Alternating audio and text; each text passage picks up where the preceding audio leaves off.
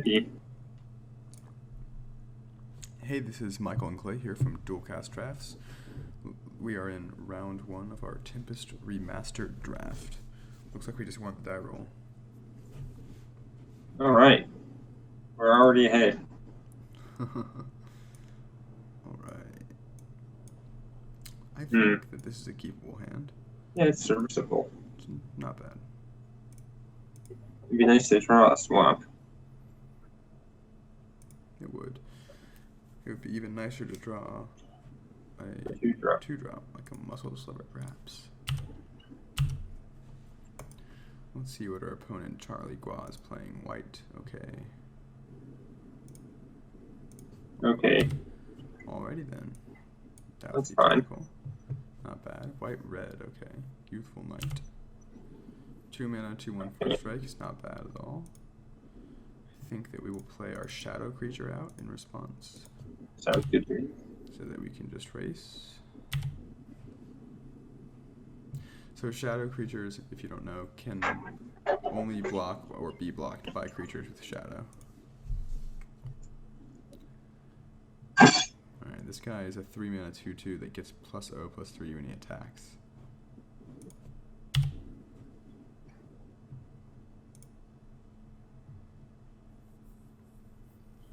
Alright, what do you think we play here? We're going to attack with our tackle.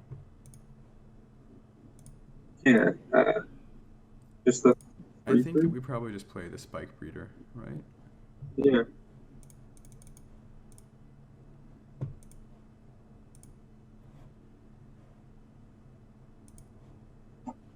Yeah, he can't really attack into it too well. I mean, this guy bounces off of it, Yeah. but That's fine.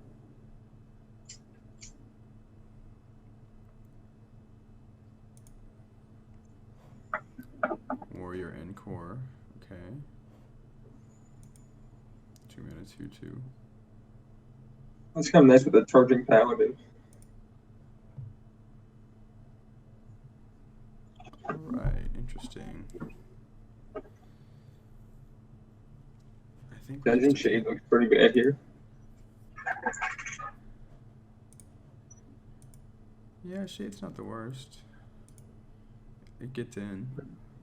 It gets in, I guess.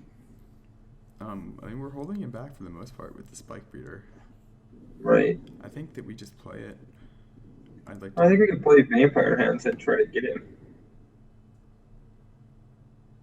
You know. Oh, okay, fair enough.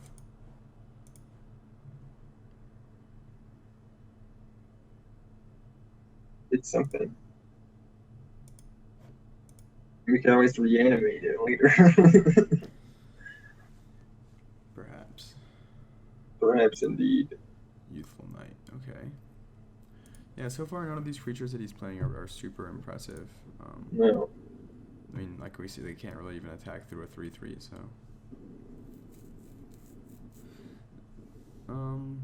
See, the problem is that if he double blocks with the 2 knights now, we just can't really attack him with the hounds. Right. But we can attack him with our shadow creature always. Yeah. I mean, the house blocks, you know. It does. I think we just play the shade out, though. Sounds good to me. We've got our 6 and 7 drop lined up. Yeah. Whenever that happens. Yep. Now, we might want to think about a nice thing to do with the spikes is you can move their counters over onto the shadow creatures, you know? That's a good thing. And actually, I think we're probably going to want to do that next turn if we don't have a better play. Yeah. Like if we don't draw land. Well, we still only have 5, so yeah, I mean, we can. The problem is that if we take counters off the Spike Breeder, then he's going to start attacking in. Right. So it's actually probably not even worth it. It's probably better to just get in with the Shade and the Jackal. Yeah. You can activate the Shade once. Yeah. Yeah, I think we will. You can play Muscle Sliver. Or, yeah.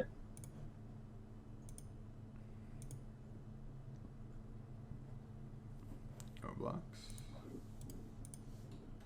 in for 4, bring him to 10. I like that. Play out Muscle Sliver. Voila. Oh, Michael. Yeah, it's not looking too bad.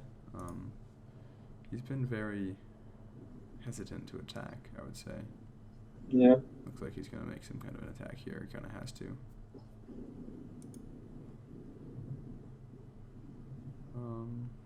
Alright. How do we block here? He can redirect the damage from this guy, so it's not really worth it. Might as well just block there. And be interesting if we just triple block the paladin, you know? Yeah, it's doable. Like force him to just trade it for a Muscle Sliver or the Hounds. Yeah, it sounds good to me. I kind of like that. And then if he does try and pull something tricky, we have the option to pump the Hounds. Why do you even block with a Muscle Sliver in that case? Oh, just in case, I don't know.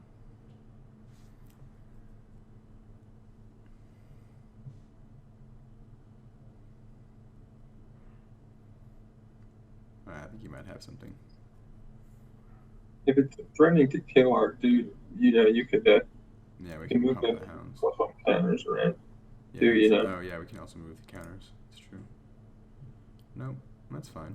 Yeah, that's totally fine.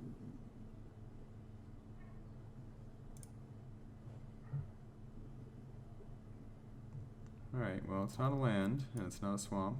It's a playable fanny, though. But it's a 5-drop, so we'll take it. I guess that means we have to get in with the shade for just 1, though. That's lame. It's not the end of the world. It does slow our clock down. Yeah. But it allows us to have a 5/4. Having 5/4s is always good. Yeah, it's pretty good. Yeah. I mean, after that 5/4 for Franklin to regenerate, though. Yeah, seriously. Yeah, it's in this format, having the shadow and the flying, having the reach to get you through like board stalls is like it's just been really valuable, I found. I'm sure. In this situation. Yeah, I was not down with Dungeon Shade at first, but it actually seems pretty good. Yeah.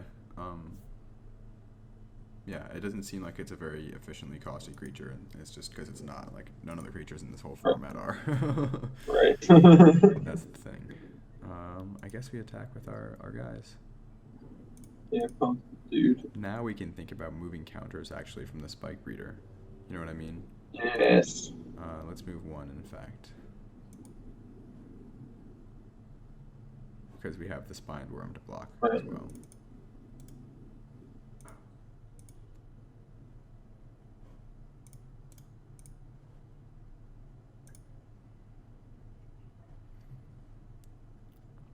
Got our opponent down to 2.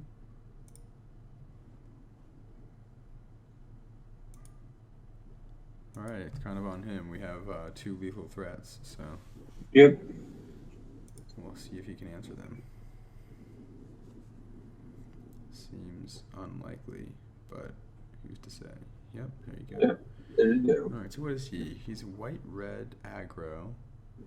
None of his creatures were super impressive, although the Youthful Knights can beat down if he's on the play, which he will be. Yeah. We could use, like, Oh, Cursed Flesh is really good against Youthful Knights. Yeah, we could cut some of our bigger fatties, Yes. Probably Spike Hatcher. Spike Hatcher. Yeah. I like bringing in Cursed Flesh. I don't think Provoke is good against him. Yeah, it seems pretty good. Do you think you could just bring in another Spike Cursed Flesh? That seems pretty strong. Yeah. We don't have any like other blockers, really, do we? Not really. No, not that we're not already playing. Yeah. If we were white, Wall of Essence would be great against him. If you're in a blue-white control deck, I love the Wall of Essence. It seems good. There's also the black wall that does damage to the opponent instead of gaining life. That's also a 2-mana 0/4. Yeah. I can't remember what it's called, but it's also pretty good. Wall of Souls. Oh yeah, there you go. I like this though. I think this is good. Yeah. All right, so we're gonna be on the play here. He's probably going to get off to a pretty aggressive start, so we'll see how it goes. It's a nice hand, though. Yeah, I think we can keep this. We have plenty of mana, got a Muscle Sliver, Karn Sid, Cursed Flesh, can maybe take out an early Youthful Knight, that would be great. Yeah.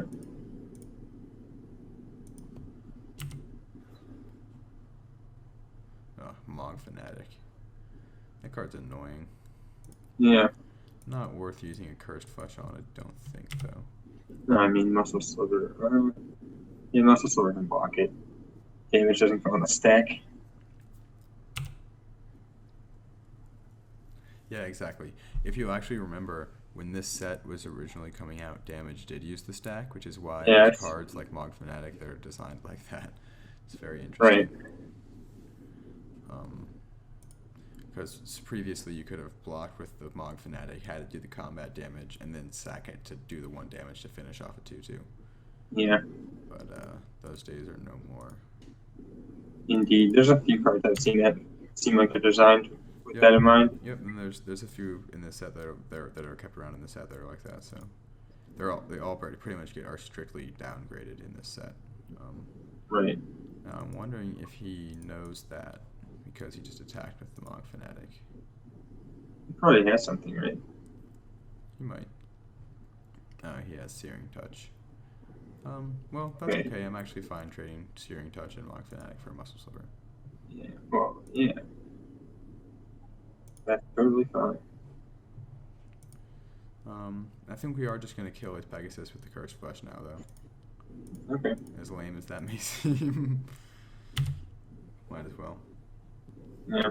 Got nothing else to do. Although if he plays the Youthful Knight now, I'm going to feel pretty silly. I just think he would have played it already if he had it. Yeah. Alright, just drawing lands. Drawing lands all day long. I mean, at least we'll get up to Karn Sid mana quickly enough, but still. Yeah. But, you know, sometimes you draw lands and your opponent puts Maniacal Rage on Diabolic Edict. Come on. No! Man, can you imagine if we drew Edict, we just get that awesome 2-for-1. Yeah, you crush him. He only has 1 card, you know, so... yeah, so let's just pray for Edict. This is rough, just getting our faces beat down by the Charging Paladin. Yep. Taking it to the limit. Oh. It's just like, man. All the lands. Forever. And the problem is we still can't block because this guy's a 4/7 when he attacks in. Yeah. You can block him next turn, though. I know, but we're going to be at 6, or we're going to be at 4, and he has the Shadow guy now. Yes, this is where we're also going. We're just going. Go Diabolic Edict. Here it comes. Oh, Harrow. That's insulting.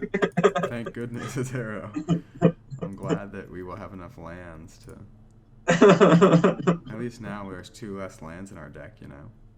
That's true, I guess. That's wonderful. Yeah. Oh, boy.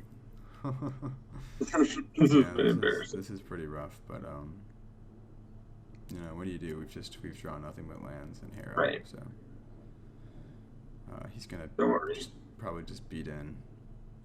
He comes. Oh, I guess he just has Fire Blast. Oh wow, Rolling Thunder. Rolling Thunder. That's one of the better cards in the whole set. Yeah. Probably the best red card, and he just did 4 to the face. So, alrighty then. Well, that was unfortunate, but yeah, that's good. You know, what do you do? Right. So do you think we change our deck around at all? No, I still like how we have it. All right. Ugh, that was rough. That was rough, boys. Yeah. Boys and girls. That was rough. That was rough. Just like, what do you even say? Yeah. Sometimes you draw a lot of lands, you know. So, I mean, maybe were we wrong to keep that 6 that we kept? It seemed like it was fine. So. We just literally drew nothing but lands and Harrow for the entire game, so. There's 7 additional lands to the 4 we had in our hand. Yeah. Okay. I like this hand. This is pretty awesome, I think. Muscle Sliver into Jackal with Cursed Flesh and Overrun back up. Yeah. I like it. I like it as well.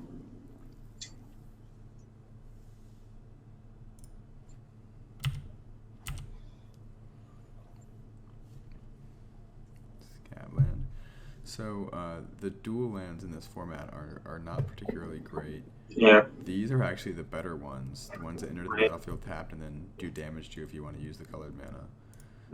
There's another cycle of them that like don't untap during your next untap step if you want to use the colored mana. Right. Which are pretty rough, I think. Yeah. They both seem pretty rough. Yeah. I'm not even sure if they're worth playing over just a basic, but Right. I like Kesardrick. Seems like a pretty nice draw. Yeah, I like Kesardrick here. Sultari Monk unfortunately has protection from black, so we can't block it with our Douthie Jackal, and it just kind of stands in the way as well. You can't hit it with Cursed Flesh either. Yeah, that's quite annoying. We can attack with Muscle Sliver, of course. Yeah.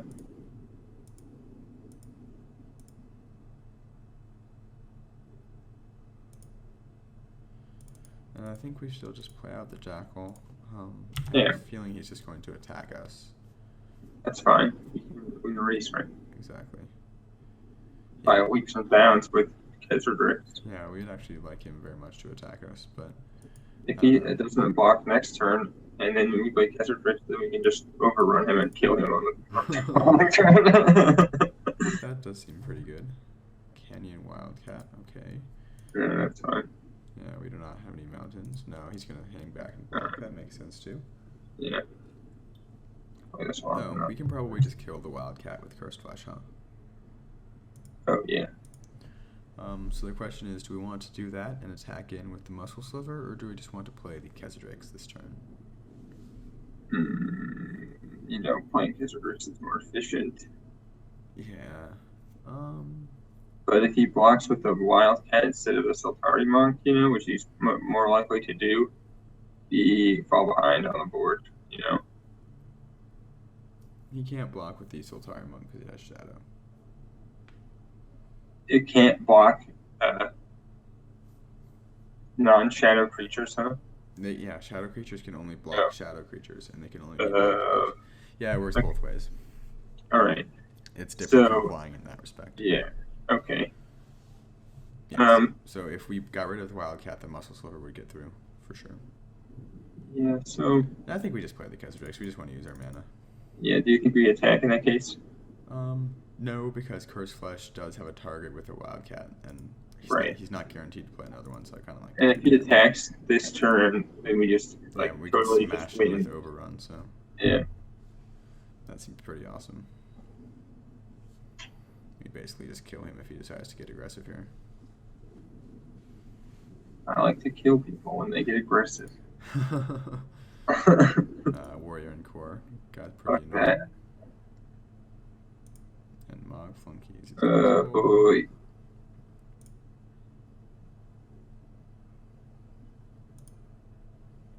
Awesome. So, what I wonder is if we should play Cursed Flesh and Canopy Spider and then Overrun next turn. That's what we should do. Yeah. Yeah. So then, do we have an attack this turn is the question. Probably get in with Kesardrix. It's not a guaranteed thing, but he can actually block it. Yeah, he'll double block. He doesn't even have to double block. He can just block with the warrior and then use the core. Oh, I guess I would kill it. No, I wouldn't. I would kill it. Yeah, he would double block with the flunkies and the in core, and then he would kill it. He would kill the flunkies. Right. And that's not. We don't really want to trade it for the flunkies, I don't think. No. So I think we just play the Canopy Spider. Sounds good to me.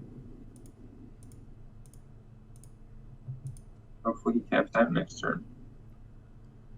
Yep. Let's see what he's got. No attacks. Okay. Do we just go for it? I guess so. I think we do.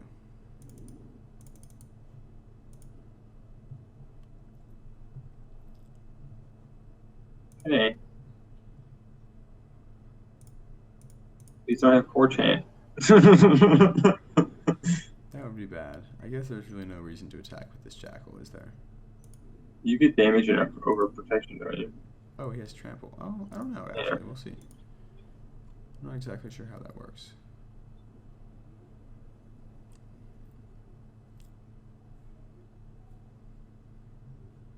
Speed.